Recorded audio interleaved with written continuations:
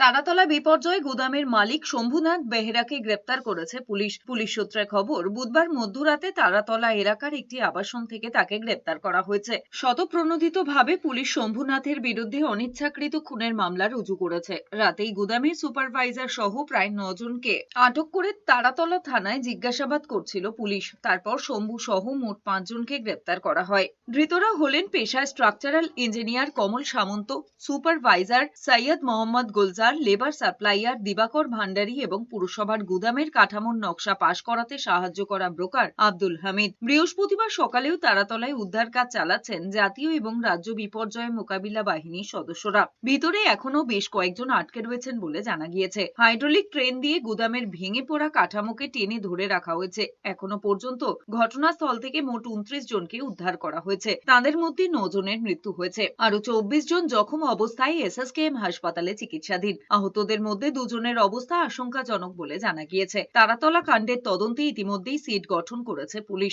তদন্তকারী দলের মধ্যে রয়েছেন কলকাতা পুলিশের গোয়েন্দা বিভাগের অ্যাসিস্ট্যান্ট কমিশনার পদমর্যাদার এক আধিকারিক, হোমিসাইড শাখার ওসি সহ গোয়েন্দা বিভাগের 4 জন ও তারাতলা পুলিশ স্টেশনের 2 জন সাব ইন্সপেক্টর। তদন্ত প্রক্রিয়ার তত্ত্বাবধায়কের দায়িত্বে থাকছেন গোয়েন্দা বিভাগের ডেপুটি কমিশনার।